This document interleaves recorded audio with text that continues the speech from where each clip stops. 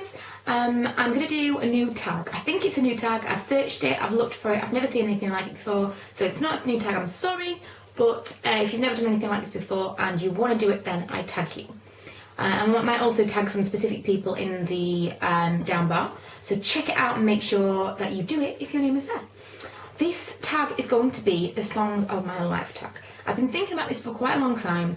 I don't know about you, but music seems to make me remember more than anything else. Like, if a song comes on the radio, it reminds me of a specific time, reminds me of where I first heard it, or whatever. It's really, really emotive for me, music. So I can remember a lot of songs growing up and things that made me think of things, and I thought, yeah, I like that as a tag, Songs of My Life. I know it's not beauty related. What I was going to do was going to put it on one of my other channels that isn't partnered, and so I could put kind of clips of the music over the top, but I figured not that many people would actually watch it if it was one of my other channels where there's like 300 subscribers instead of like 4,500 subscribers. So I'm going to put it on this channel. I'm going to put up links to songs here and there, not all of them, because you will have heard of a lot of the songs, there's no point, but some that are a little bit more obscure that you might not have heard of, I'm going to put links up.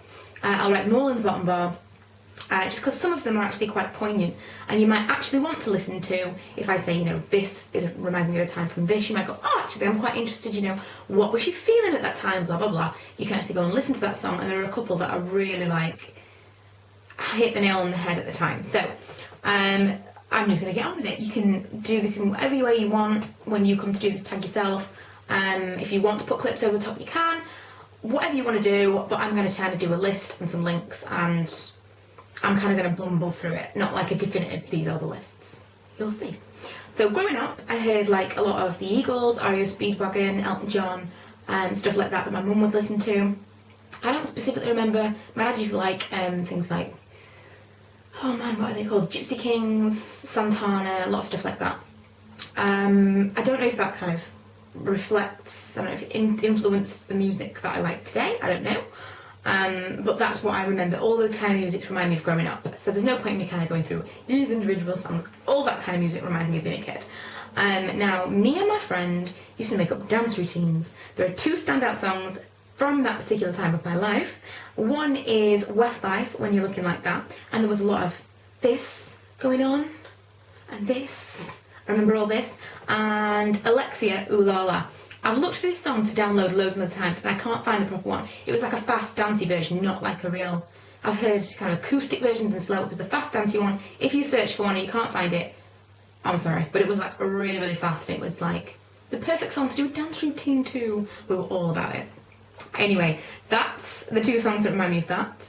I was also really, really obsessed with Hanson at school, so like MMMBop, Weird, Where's the Love, loved it. The reason that I liked Hanson was there was a boy, and I really, really liked him. I pretty much was like obsessed with this boy all the way through school, almost all the way through high school. Turns out this boy was gay, and he was like my best friend, and I really, really liked him, and he was gay.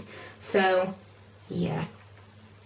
I liked Hanson because he liked Hanson, and so I bought the albums because he bought the albums, and strangely enough, I'm still a fan of Hanson now, and he thinks it's really, really geeky. I went on to buy their other albums that no one had ever heard of. Believe it or not, Hanson made more than one album, and I bought them. And I actually really, really liked their songs, but nonetheless, he was the reason, and my first dance with him was R. Kelly, I Believe I Can Fly. What a strange thing to be able to remember from being like a 13, 14-year-old girl, but that was our first song. It was our first dance, that was like our song, and then obviously he was gay. Now my first dance with my first boyfriend, my first proper boyfriend, was Flying Without Wings by Westlife. And we went to his birthday party, and he asked me out in front of all of his family and friends, and it was very embarrassing, but it was my first boyfriend, and that really, really stands out to me. And the emotions that you were feeling. Next, in my kind of timeline of music, is when my first serious boyfriend, I found out that he cheated on me. Now that's a whole other story. I kind of get into it, it's a really, really good story. When I was at school, well, I met this guy when I was at school, and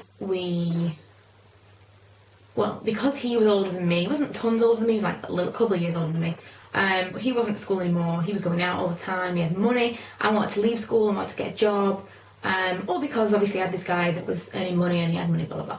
So I ended up getting a job, leaving school, went to work in this like sports shop, who was really high flying.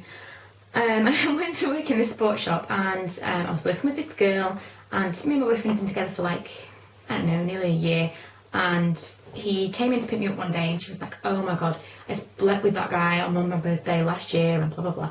And I kind of said, well, when was your birthday? And it turned out that her birthday was while we were together and she'd slept with her. Anyway, my boyfriend was a twin, like a near enough identical twin. So I was expecting my boyfriend to say, oh no, it's my brother. He didn't say that. And obviously he cheated on me.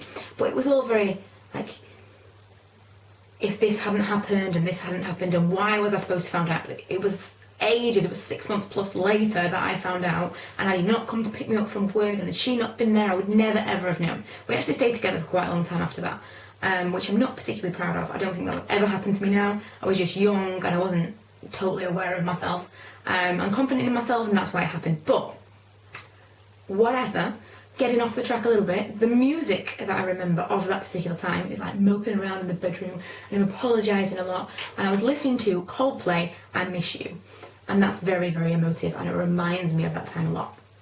Next, my first night, this really should have been before this, but my first night around town ever, like ever into town, around like nightclubs and stuff, I went with my ever so slightly older friend. We were both still underage going around town drinking, naughty.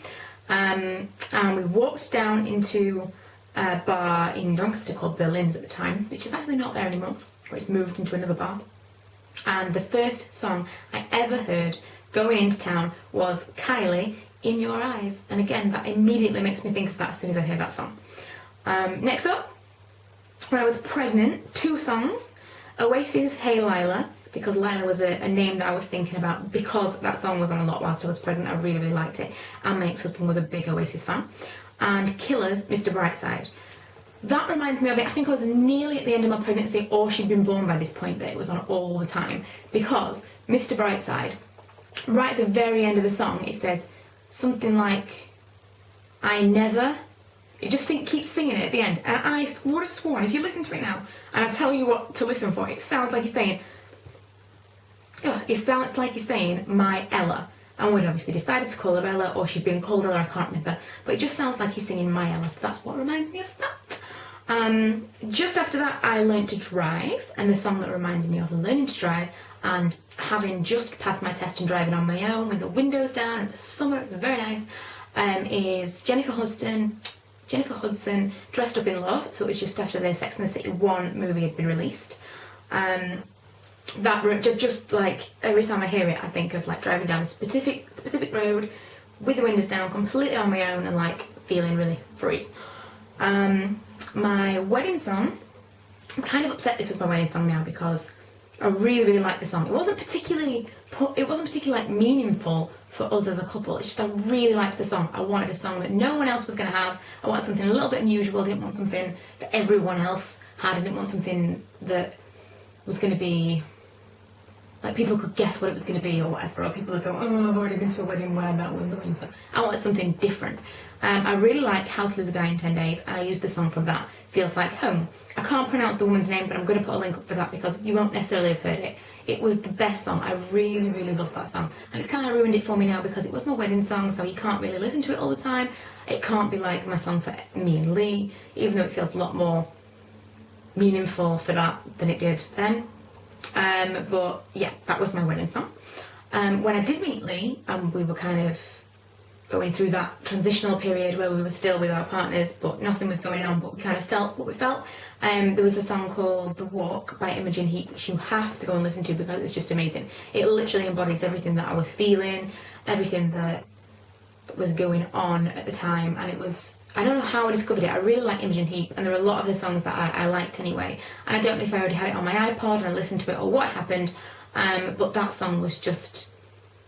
It was like she wrote it. I know people say this about like love songs and things like that, but it's not a love song. It was like she wrote it about the turmoil and the angst and things that were going out in my life. I felt like a 16-year-old again. But yeah, that song you have to go and listen to if you're in any way interested. It's a great song, but it's really what it was about at the time.